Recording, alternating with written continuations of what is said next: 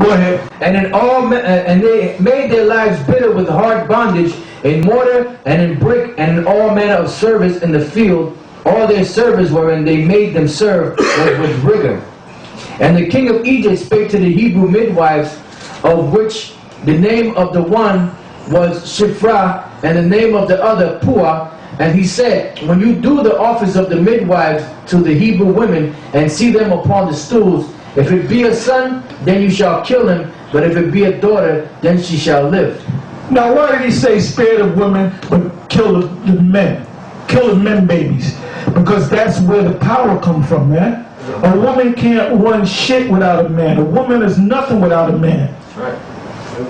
And they used to come out with movies. They had this TV show called Wonder Woman. It's a group of Amazon women. That's all bullshit, man. That's all part of the realm of Hollywood.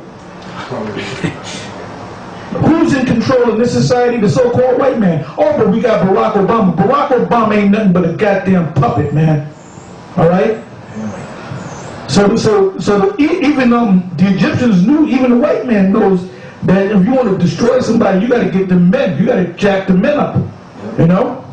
Because you'll never hear of a black woman shooting down five cops. That'll never happen. Right. All right? Go ahead. And then that was out there in Oakland, California. They got that guy as a hero, man. And you know what? He is a hero, man. He got 5 racist fucking pigs. Okay? I don't got to go out there to fight. I know how you devils operate, man. You operate over there the same way you operate over here. You do wicked things. And then you play that you're good. But there's going to be a time where we're going to hunt you devils down, man. And there's going to be a time where we're going to enslave you. And then we're going to exterminate you. Yeah. Go ahead. That time's coming, my man. Go ahead. But the midwives feared the Most High, and did not as the king of Egypt commanded them, but saved the men children alive. And the king of Egypt called the midwives and said unto them, why have you done this thing, and have saved the men children alive? And the midwives said unto Pharaoh, because the Hebrew women are not as the Egyptian women, for they are lively, and are delivered ere the midwives come in unto them. Therefore the Most High dealt well with the midwives, and the people multiplied and waxed very mighty. Yeah, that's what the midwives said, but they were lively. They got a thing coming up on this Sunday on 60 Minutes, an interview with LeBron James, and this guy was way past, you know how you have a basketball court, and you have the midcourt, you got a court over here and a court over here with the baskets on either side. He was already all the way on the other side, and he did an underhand and then went right in the basket, and the Edomite had to walk around the damn circle, man. Are you any place even remotely close to your peak? I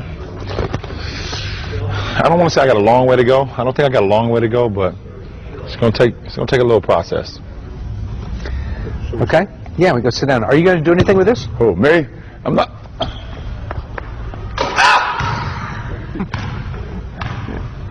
You got it? How many times can you do that in a row? I'm one take, baby. That's all. I'm just one take.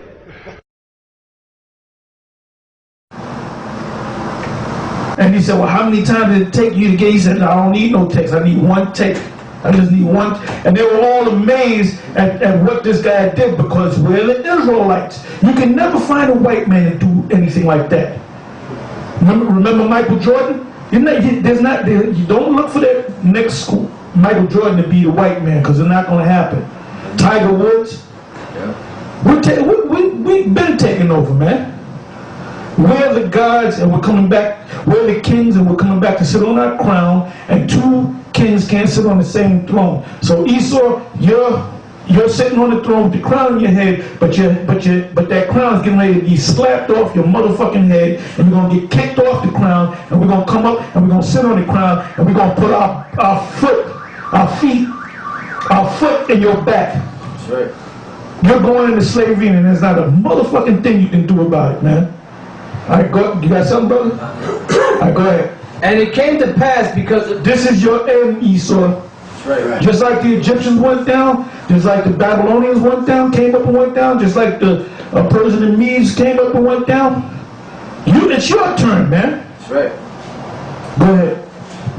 And it came to pass, because the midwives feared the Most High, that they made them houses, and Pharaoh charged all his people, saying, every son that is born you shall cast into the river. Oh, let me just say this. This is another part of the museum, and this right here is Byzantine.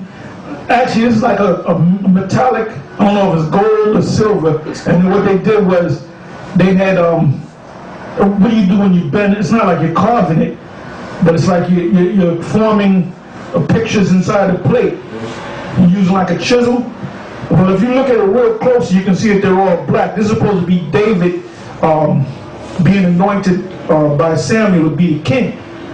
And you can see that they were all black. It's not too clear, but if you was actually there, you can see that all these people are black. So the Byzantine Empire, the people of the Byzantine Empire were black as well. All right? Go ahead. It says, and Pharaoh charged all his people, saying, every son that is born you shall cast into the river, and every daughter you shall save alive. Okay, that's all I want. Let's go back to Acts 7. Read. Acts 7 and 6. And the Most High spake on this wise, that his seed should sojourn in a strange land, and that they should bring them into bondage, and entreat them evil 400 years. And the nation to whom they shall be in bondage were like... That nation was Mizraim, marked to Zion, the so-called Egyptians, so you can understand. Go ahead. And the nation to whom they shall be in bondage will I judge, and said the Most High, and after that shall they come forth and serve me in this place. Excuse me. And he gave him the covenant. And by the way, that's supposed to be Moses, and he looked just like a brother in the camp. And that's supposed to be Moses, and you can see that the nose is chopped off. Yep. But you can see the facial features that it's a so-called black man. You can see the hair. Yep. All right, go ahead. And he gave him the covenant of circumcision, and so Abraham begat Isaac and circumcised him the 8th day. And Isaac begat Jacob, and Jacob begat the 12 patriarchs. And the patriarchs, moved with envy, sold Joseph into Egypt. But the Most High was with him, and delivered him out of all his afflictions, and gave him favor and wisdom in the sight of Pharaoh, king of Egypt, and he made him governor over Egypt and all his house. Yeah, so he made him a king.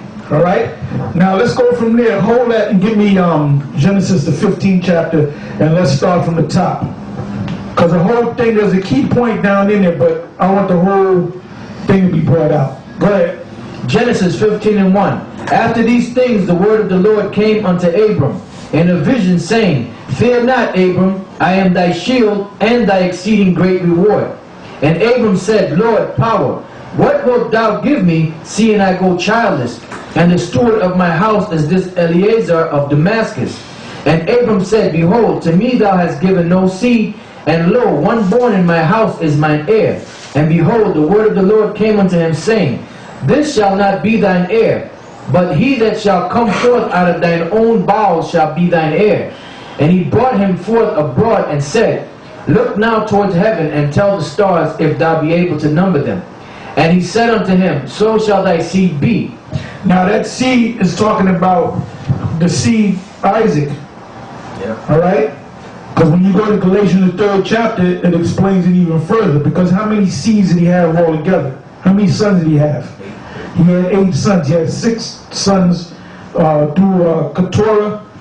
He had 1 son through by Hagar, and he had 1 son by Sarah. The son he had by Sarah, by the way, the word Sarah, Sharab, means princess. That was the son that the Most High was dealing with. And then that was Isaac. And then Isaac had 2 sons, Jacob and Esau.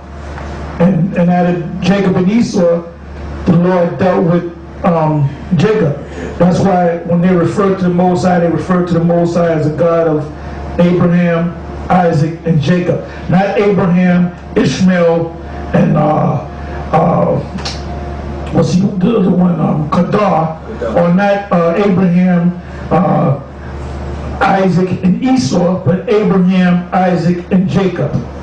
That's the chosen. That's the chosen line. All right. That's why I said, through thy seed shall all the families of the earth be blessed. That ain't talking about all nations. That's talking about Israelites that come out of that line of Isaac and come out of the line of Jacob.